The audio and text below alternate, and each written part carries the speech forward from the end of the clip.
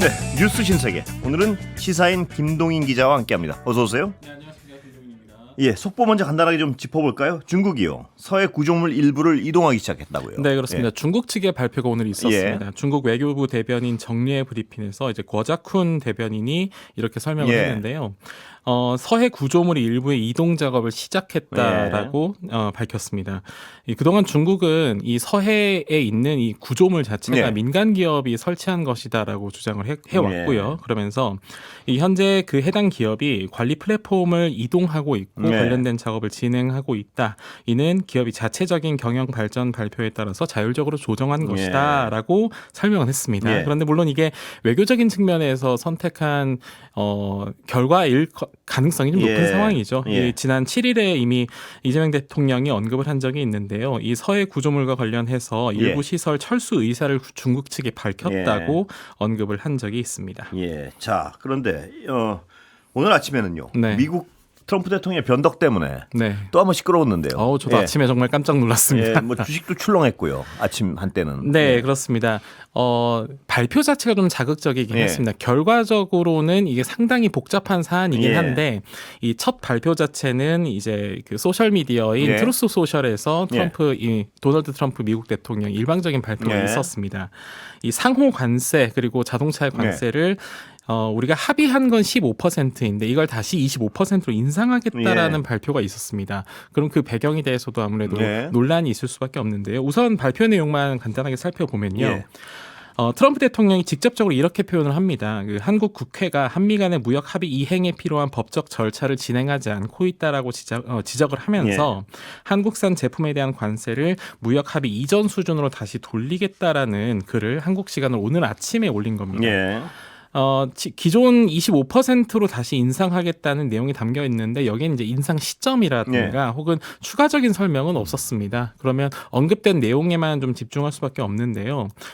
트럼프 대통령이 이렇게 표현을 합니다. 이재명 대통령과 작년 7월 30일에 이미 합의를 했었고 또 이를 10월 29일에 재확인까지 했는데 한국 입법부가 합의를 승인하지 않는다라는 형태로 얘기를 했어요. 그런데 이게 물론 우리가 이 합의가 국회 승인이 필요한 것이냐 아니냐라는 건 좀 차치하고서라도 왜 이것이 지금 이 시점에 발표가 나왔고 또 여기서 지적하고 있는 국회 합의 내지는 국회 승인이라는 게 뭘 대상으로 하느냐 이게 좀 중요한데요. 현재까지는 이 미국의 약속한 투자 이행을 위한 대미 투자 특별법 입법을 의미하는 것으로 지금 해석이 되고 있습니다. 한국이 3,500억 달러 우리 돈으로 500조 원 정도를 투자하기로 약속한 사안이죠. 이를 위한 이 관련 법안인데 현재 작년 11월 26일에 더불어민주당이 국회에 대미투자 특별법을 발의한 상태이긴 합니다. 그래서 이 발의를 하면은 곧바로 소급 적용을 해서 이제 관세 인하 조치를 하기로 했었는데 현재 이 2달 정도 시간은 좀 지난 상태고요. 입법 과정에 있는데 왜 하필 이 시점이냐 여기에 대한 해석이 좀 분분합니다. 뭔가요? 이 배경이 뭘로 해석되나요? 왜 갑자기 이런 변동을 굳이 부릴 필요가 없을 것 같은데 뭔가요 배경이? 여러 측면으로 지금 얘기가 나오곤 있는데 우선은 이게 지금 압박용이냐 혹은 우리 이제 끝났고 이제 판을 엎자 이거냐 여기에 있어서는 일단 압박용이라는 해석이 우선시되곤 있습니다. 한국이 한미 관세 협상의 후속 조치를 신속하게 이행하고 있지 않다는 인식이 지금 미국 특히나 행정부에서는 작동을 한 것 같고 여기에 대해서 이행 단계로 조금 더 빨리 끌어내기 위한 압박성이다라는 해석이 나오고 있습니다. 현재 대미투자 특별법 같은 경우에는 이 소급 적용이 되어서 11월 1일자로 한국산 자동차 등에 대한 관세가 지금 소급 인하된 상태인데요. 그럼에도 불구하고 지금 인상 카드를 다시 꺼낸 건 이 여러 가지 기류를 봤을 때 이 대미 투자가 좀 빨리 진척이 안 된다라고 인식을 한 것으로 보여요. 그리고 특히나 한국의 환율 문제도 여기에 좀 관련이 되어 있겠죠. 현재 그 대미 투자 이행과 관련해서는 이 국내적인 정세 문제도 영향을 미친 것 아니냐 이런 분석도 나오고 있습니다. 왜냐하면 그 국내산이 아무래도 그 아이스 그러니까 이 미국 내에서 지금 총격 사고들이 아무래도 2건이 연속이 있었고 여기에 따른 어떤 국내 정치상의 위기도 있는 상황에서 이 위기를 조금 더 타개하기 위한 또 다른 어떤 시선 돌리기 아니냐 이런 분석들도 나오고 있는 상황입니다. 이게요. 그러니까 우리 정부의 반응은 뭡니까? 그래서 일단은 내용을 좀 분석해보겠다. 그리고 이 빠르게 대응 방향을 정하겠다라는 겁니다. 현재 김정관 산업통상부 장관이 조속한 시일 내에 미국을 방문할 예정이고요. 청와대에서는 이에 대해서 정부는 관세 합의 이행 의지를 미국 측에 전달하는 한편 차분히 대응해 나갈 계획이다라고 오늘 공식 발표는 나왔습니다. 이 김용범 정책실장과 위성락 국가안보실장 주재로 열린 회의가 오늘 진행이 됐는데요. 관세 협상의 후속 조치로 추진되는 한미 전략적 투자 관리를 위한 특별법안의 진행 상황 등을 일단 점검한다라는 반응입니다. 자, 여야 반응 어떻습니까? 네, 아무래도 콕 집어주면 국회 얘기를 꺼낸 상태니까요.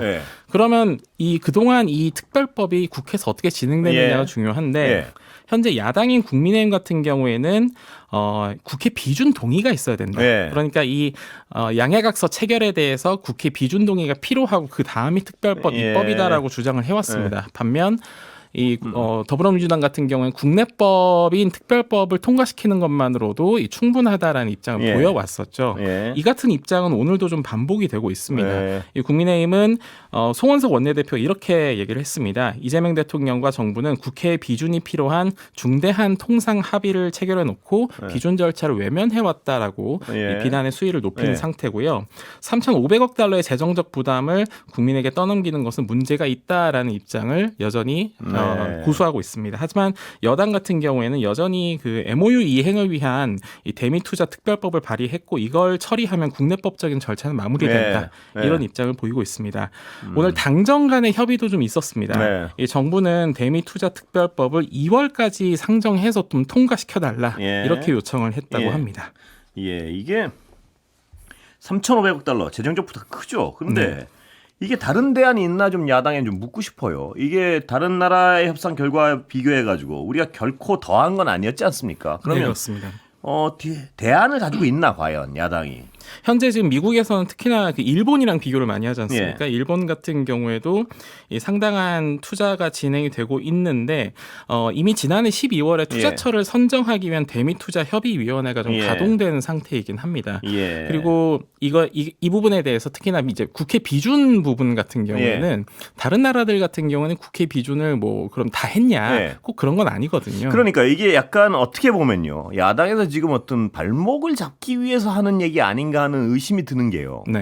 이 협상 결과에 대해서 과연 정말로 이건 잘못된 협상이라고 생각하고 있는 것인지, 아니면 상대적으로는 굉장히 어떤 칭찬하는 사람들이 많았지 않습니까? 이 협상 결과에 대해서. 그러면 이런 데서 좀 정치를 떠나서요, 빨리빨리 어떤 처리하고 같이 협조하고 이래야 되는 거 아닌가요? 네, 그래서 이제 2월 달 안까지 좀 처리를 해달라는 요청이 들어온 상태고, 여당에서는 이제 이런 표현도 쓰기는 합니다. 이게 12월과 1월 같은 경우는 일종의 수기 기간이니까 정상적으로 처리를 하더라도 2월 안에는 좀 처리가 가능하지 않겠느냐, 이런 반응도 나오곤 있습니다.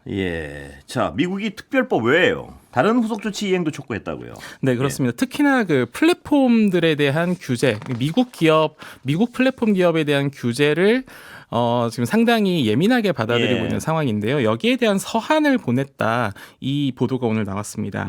지난해 11월에 맺은 한미 공동 팩트시트 안에 이제 무역 분야 합의 후속 조치 이 내용이 있거든요. 이걸 이행을 촉구하는 내용의 서한이 2주 전에 우리 정부에 도착했다라는 보도가 나왔습니다. 이게 일종의 오늘 트럼프의 뭐 협박성 이 발표에 대한 사전 경고 아니냐, 이런 분석도 나오고 있는데요.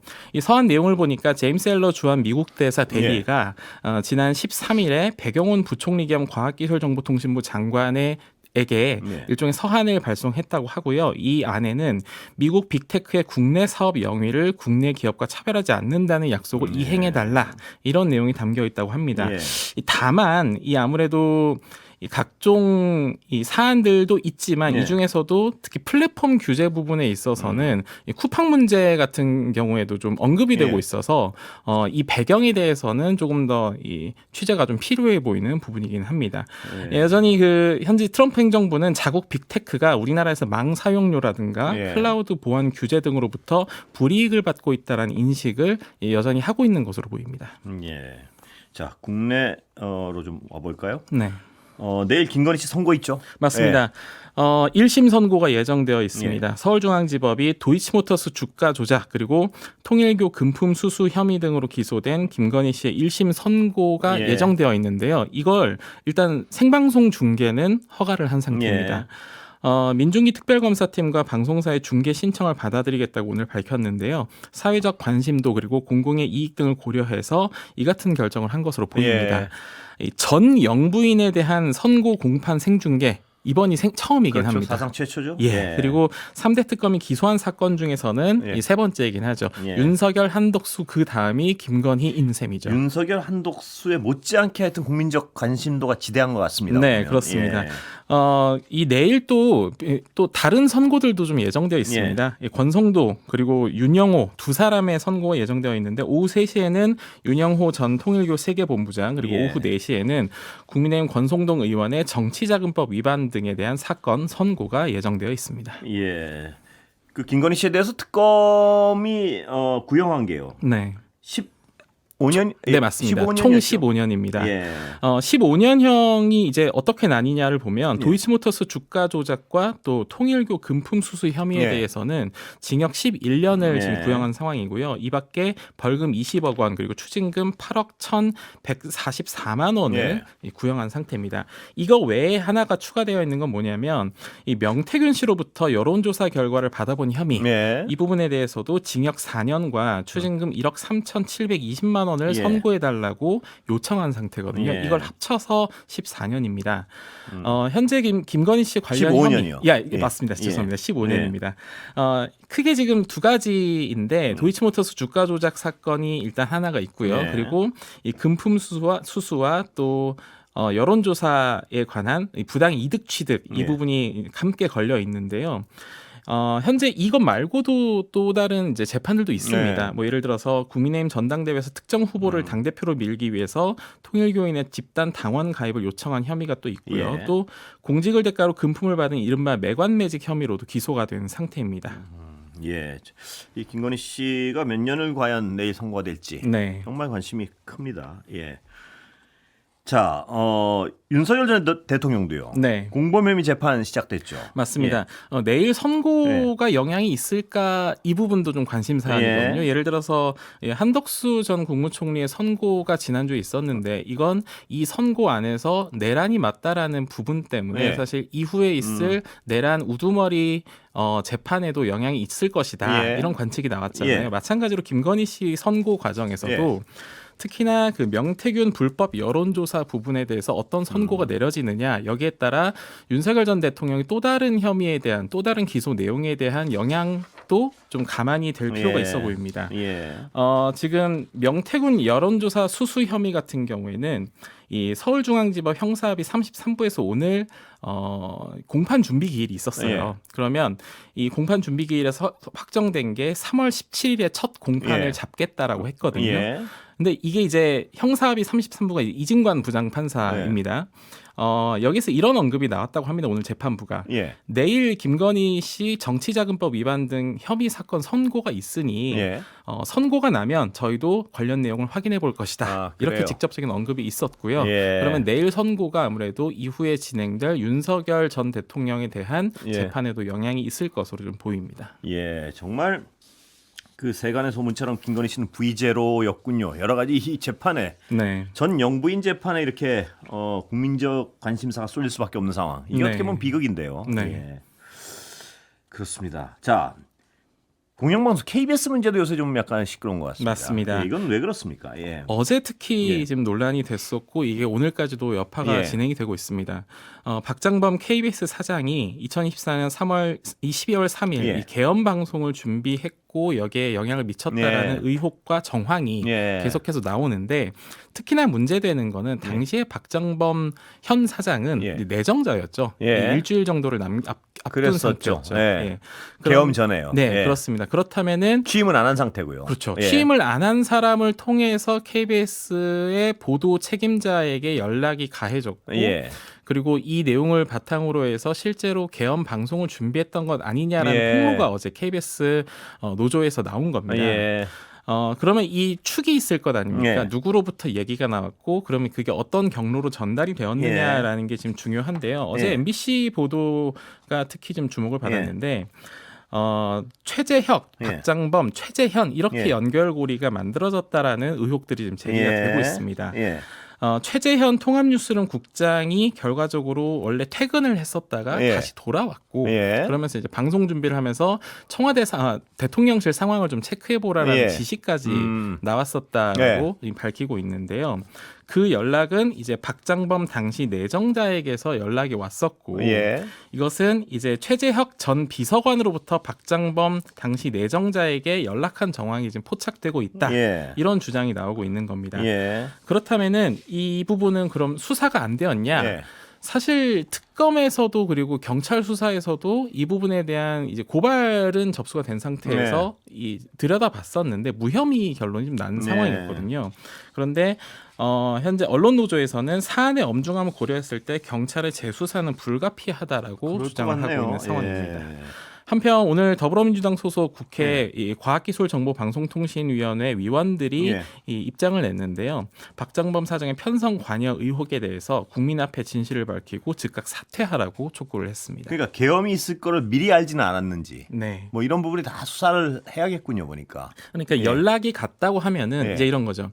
연락이 갔는데 이 과정에서 과연 계엄이라는 부분을 정보를 알렸느냐. 그렇죠. 그 부분이 굉장히 중요하겠죠. 네.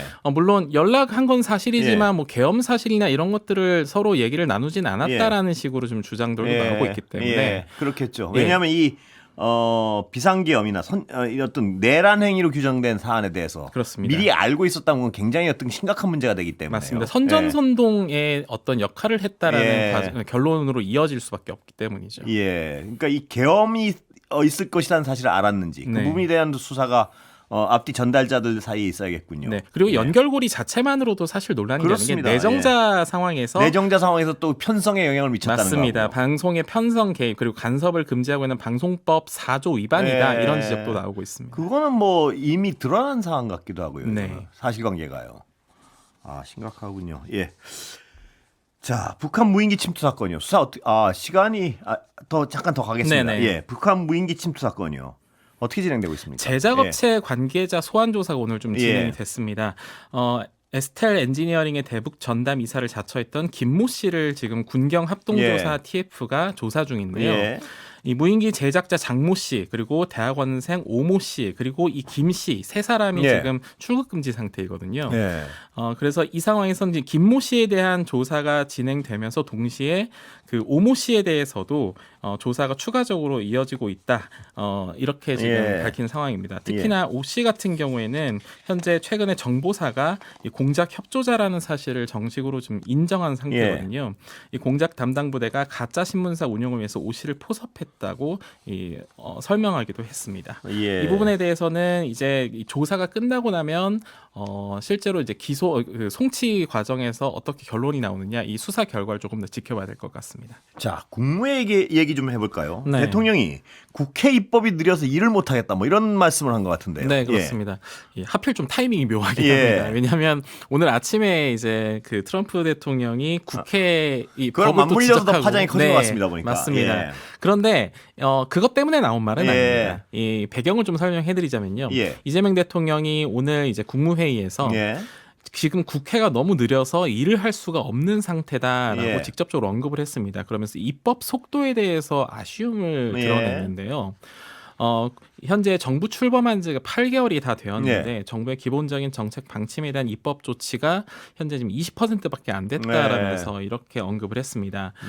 임광현 국세청장과 얘기를 나누던 중에 나온 이야기예요. 이 체납된 국세 외수입의 징수를 위한 방안들을 좀 논의하는 과정에서 임 청장이 이 법 개정이 계속해서 좀 필요하다라고 언급을 하니까 여기에 대해서 충분히 이해하겠지만 국회 입법 속도가 너무 느리다라고 하면서 입법과 별개로 할 수 있는 일들을 좀 하자라고 강조를 했던 겁니다. 뭐 기다릴 수 없으니까 그 전에 부처 명의로 뭐 인력을 뽑아서 파견하든 합동 관리를 해주면 되지 않겠느냐라고 지적을 한 건데요.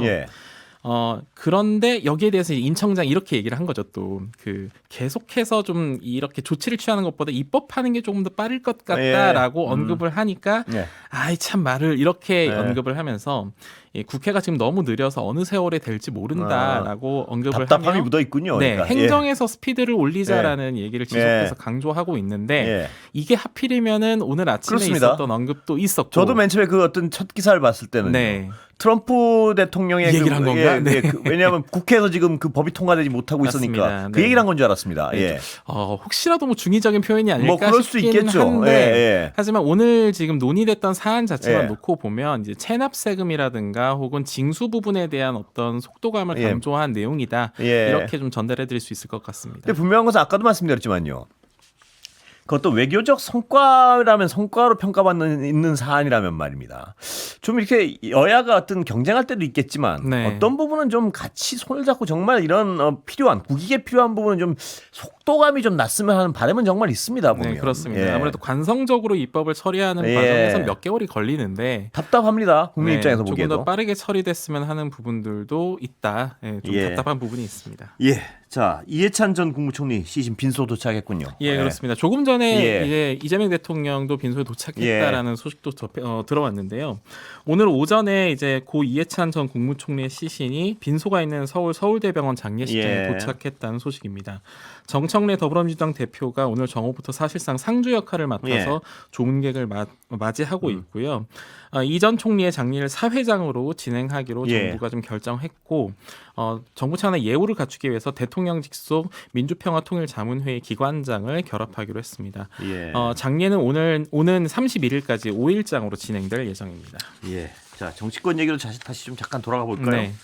자, 국민의힘 소장파 초재선 의원들이요. 한동훈 전 대표에 대한 징계 제고해달라 이런 촉구한 것 같은데. 네, 그렇습니다. 오늘 이제 조찬 회동을 가졌던 이 현재 초재선 의원이 주축이 되어 있는 소장파 모임 대안과 미래가 장동혁 대표를 비롯한 지도부의 재고를 촉구를 했습니다. 한동훈 전 대표에 대한 제명 확정 이 지금 관측되고 있는데 이걸 앞두고 목소리를 낸 상황이고요.